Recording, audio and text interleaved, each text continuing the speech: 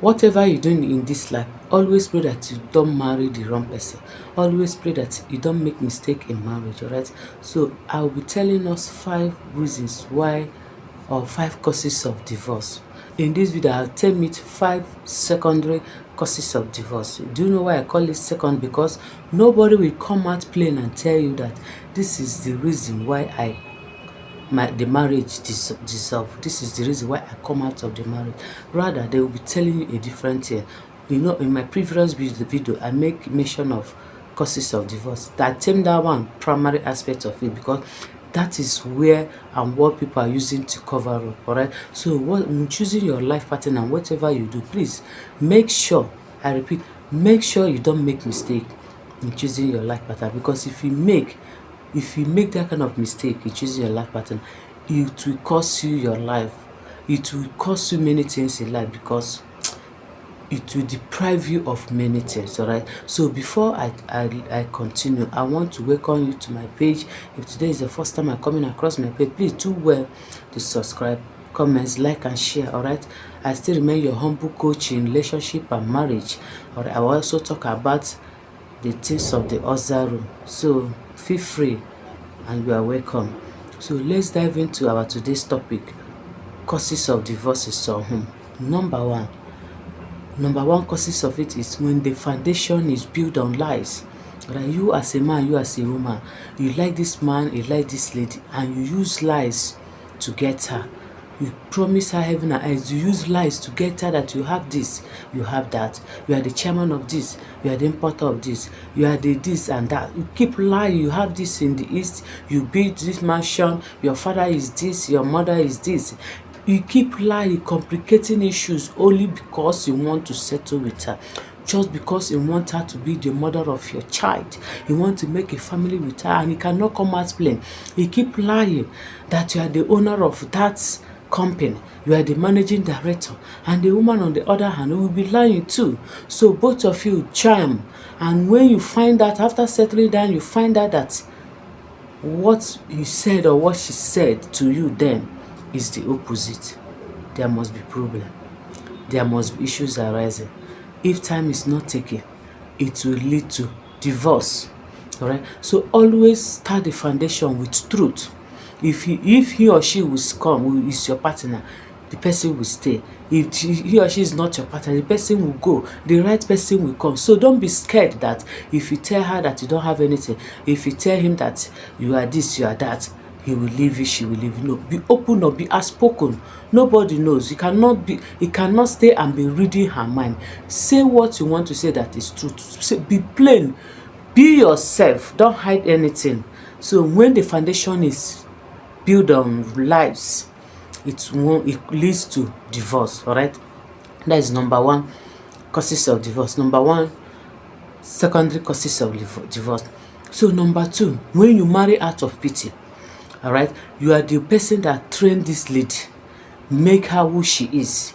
You are the person that make her acquire all her desires in education, make her to learn that trade, make her to be a tailor, a fashion designer, make her to be a caterer, make her to be a hairdresser. You make her to acquire that degree, that PhD she has been aiming and dreaming. All of a sudden, she found someone else that is better than you according to her. She now see you as nobody, that you are not up to her class, that you are not up to somebody she will settle with. After sponsoring her, after making her who she is, she now finds someone else. Or you on the other hand, you know that this lady is the person that helped to build you up. She's the one that stood by you when you have nothing. She's the one that has been borrowing money from the company for where she worked. She's the one bringing money from people, borrowing money from her friends just to help you out. All of a sudden, you change. You now notice that she's not your class. All of a sudden, you now become someone. You start counting in millions. You now notice that she is not your class. She will now notice that you are not up to her standard. All right? Issues will be arising. Problems will be arising. People will be talking. Counselors will enter. Advisors will enter. Then by the time they start talking, you then marry out of pity. You then marry settled with her. And you know that your heart belongs somewhere. You know that she is not who you want to marry. You know that she is not the person you want to marry. You are finding love somewhere. You are finding love somewhere. You are just a flatmate in that marriage because there's no love again. You just manage to settle for pity. You just manage let it be that people did not talk too much, or let it be that because of that man have talked, your brother have talked, your parents have put mouth, so you don't want to disappoint them. You decided to settle with him or with her. My brother, my sister, do you think that marriage will stay? No, because your heart is somewhere. One day, you will stood up and said, no, you are going for where your heart belongs. So that is why it's very, very important. Very, very important to shine your eyes before saying I do. The journey is too far to make that kind of mistake. All right. So that is number 2. Number 3, when you marry for money. When you marry for money, oh, maybe you are the type that boasts too much. You are the type that your ex or men have dealt with you.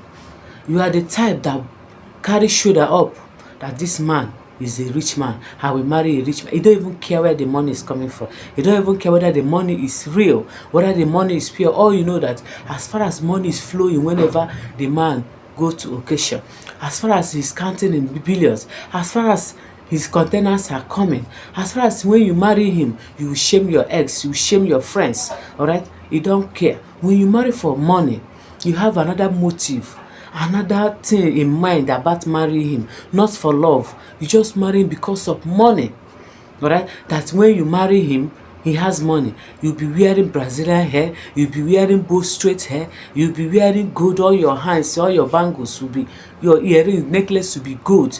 You'll be wearing turkey. You'll be driving latest cars.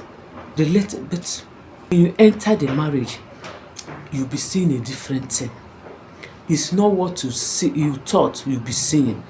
In truth, you are seeing the money, but you are not touching it. The money is strict to you. You hardly see 10 naira. You hardly see 1,000 there. And before they give you money for soup, you have to write application letter on how you are using that money, on how or what you want to do with that money. So you'll be confused. You'll be confused on what to do. You are not happy. You are not relaxed. The only thing you will do is to pack your clothes, dust your shoe, and leave.